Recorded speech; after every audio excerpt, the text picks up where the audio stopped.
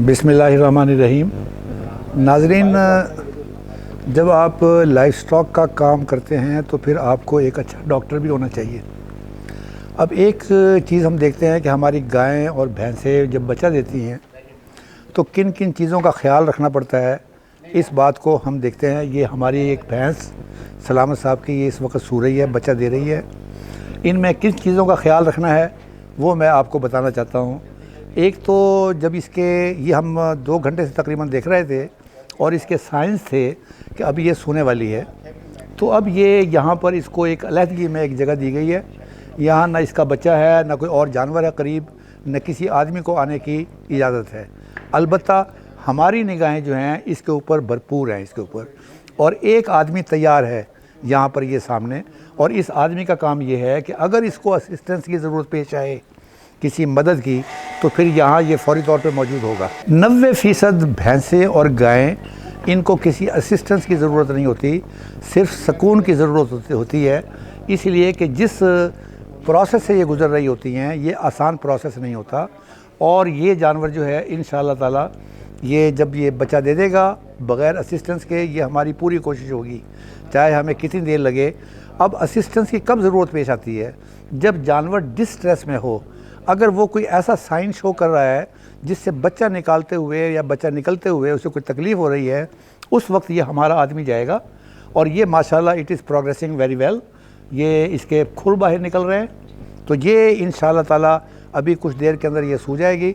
और इसके फ़ौरी बाद इसको हमने गुड़ देना है, या ऑलरेडी तैयार किया हुआ है, इसलिए एक पानी देना है और एक इसको गुड़ देना है, ताकि वो एनर्जी जो इसकी लगी है कम से कम उसकी एनर्जी जल्दी बहाल हो जाए। और उसके बाद जब ये बच्चा, ये बिल्कुल पैदाइश का अमल मुकम्मल हो जाएगा, फिर उसके बाद यहीं पर हमने कुर्सी रख कर यहाँ बैठे रहना है उस वक़्त तक जब तक ये जेर ना फेंक दे। अब ये इसको असिस्टेंस की ज़रूरत इसलिए है कि माशाल्लाह माशाल्लाह माशाल्लाह, ये ज़रा आप देखें, ये दोनों बच्चे जो हैं इनमें से एक परफेक्ट है और दूसरा उसका सपोर्टर है। ये ज़रा आप गौर करें, ये आहिस्ता आहिस्ता खींच रहे हैं और वो खींचने से जानवर को भी तकलीफ़ हो रही है।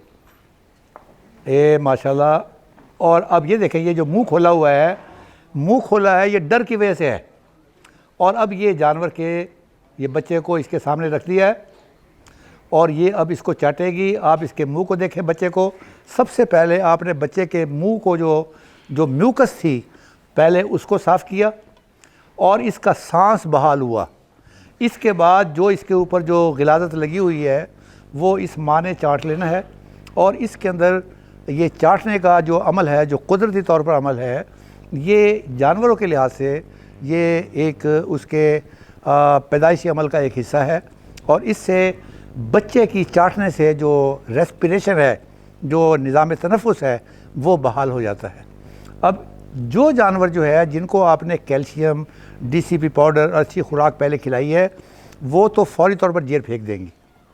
लेकिन जिन जानवरों को आपने देखभाल नहीं की, वहाँ फिर वो जानवर की जो प्लेसेंटा है, जिसे जेर कहते हैं, वो लिपट भी सकती है, उसके उतरने के अंदर देर भी लग सकती है। तो ये असल ज़रूरी है कि इसको 2 महीने से स्पेशली DCP पाउडर गुड़ के साथ मिलाकर दिया जाता रहा है, और मिनरल मिक्सचर भी। और उसके नतीजे के अंदर ये प्रोसेस मुकम्मल हो जाता है। और इसकी देखभाल खुराक की पिछले 3 महीने से इसलिए है ताकि बच्चा भी सेहतमंद हो, और जो दबाव के, स्ट्रेस के प्रोसेस से गुजरी है, वो इसके दूध देने के अमल को ख़राब ना करे। इसका ज़्यादा दूध जो है उसी वक्त पैदा हो सकता है जब आपने प्रेगनेंसी के दौरान पर जो कुछ खर्च किया होगा, ये बच्चा पैदा करने के बाद आपको उसी तरीके से ये दूध देगी। हमारे जो किसान भाई मोस्टली शिकवा करते हैं कि जो पिछली मरतबा इसने बहुत ज़्यादा दूध दिया था, इस मरतबा ये दूध से भाग गई। और रीज़न उसकी ये है कि पिछली मरतबा जब दूध दिया और ये प्रेग्नेंट हुई तो आपने तूड़ी के अलावा इसको कुछ नहीं दिया। तो जो कुछ आपने इस दौरान इसको दिया है, मेरे नज़दीक ये प्रेगनेंसी के दौरान 5 किलो घी, ये देसी हो या डालडा हो या ऑयल हो, किसी किस्म की कोई चीज़ हो, वो इस जानवर को देना चाहिए।